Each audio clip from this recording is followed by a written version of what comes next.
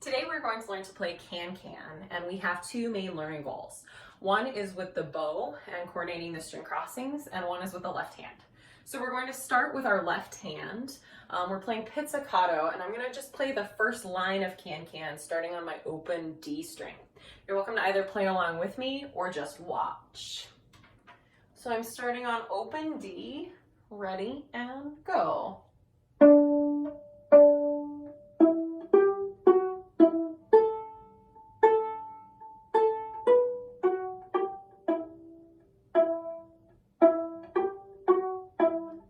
Octave.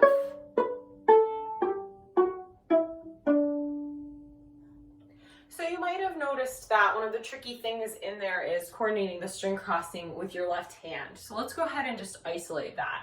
I'll start with my open A string, and I'm just going to play 4 notes. It's going to go like this. I'll go nice and slow.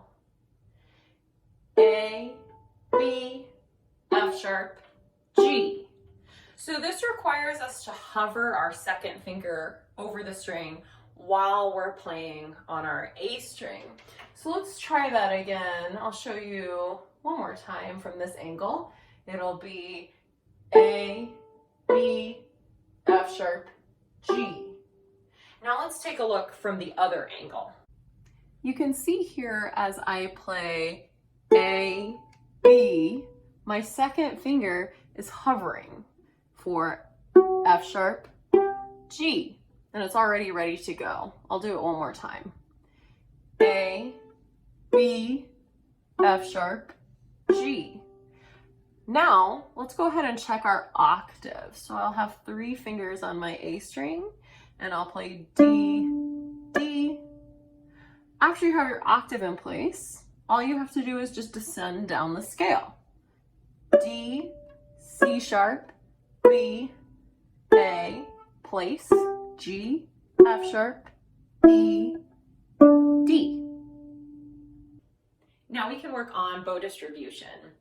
So we'll play that same line of can-can, but this time just on our open D string. You can watch my bow.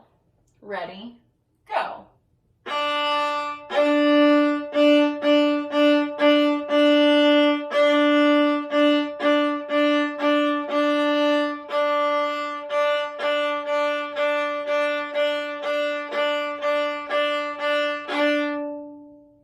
So hopefully you can hear that I'm putting just a little bit of space in between every note so that it sounds light and buoyant. Let's do it one more time together.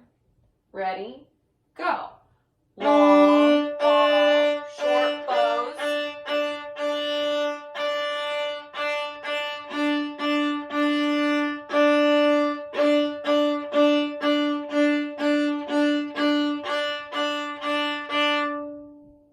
Great. Now we can add in the string crossings. The first measure will be all on the D string. It goes like this.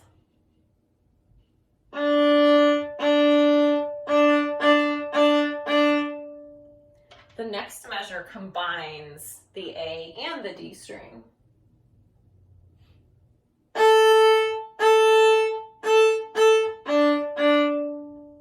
So that's our first string crossing. Let's try it again so that we can really coordinate it. We'll start on the A string.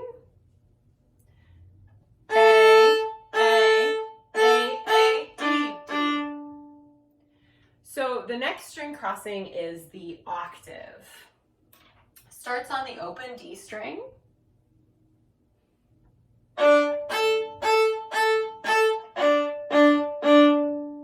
Did you catch that? It's a little bit unusual where the string crossing occurs. So let's do it a couple more times. It'll be like this. D, A, D, D, D. Let's do it one more time. This time watch for the string level change. D, A, D, D, D.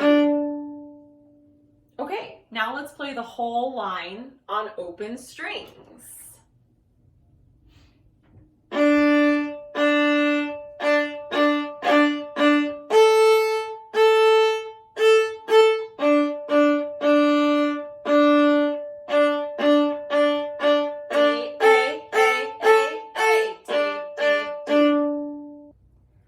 we've learned both hands separately, let's start putting them together. The first spot we'll try together is the string crossing that we practiced earlier. We'll slow it way down and we'll give ourselves 2 beats of rest to cross the string. So let's start with A, B. Ready, go. A, B, rest and rock, F sharp, G. Let's try it again. Ready, go. A, B, rest, rock, F sharp, G. Now with no rest. Ready, go. A, B, F sharp, G. Again, A, B, F sharp, G. Now here's a spot where you might want to pause the video and practice that just a few times. Now we're going to isolate the other spot that might be a little bit tricky. This is the D scale that comes after the octave. So in the piece it goes a little bit faster, but we're going to keep practicing it slowly. And we're going to put space in between each note so that our fingers have time to move.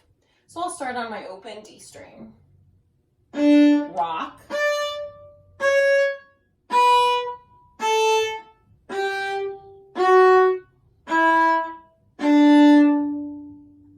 Try that one more time. It's important to just go nice and slowly.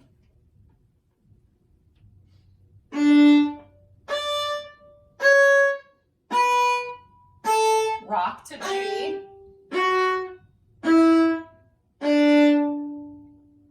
So one question people often ask is about coordinating the right and the left hands. And this is a really good exercise to do to practice that, because your left hand fingers have just a little bit of time during that space to move to the next note before the bow has to play. I'll show you what I mean. Pick it up, pick it up, pick it up, rock.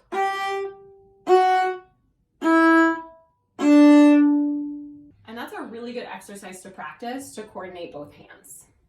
Okay, now that we've got all of that, now let's try all of can-can, keeping our joints really loose. Ready, go.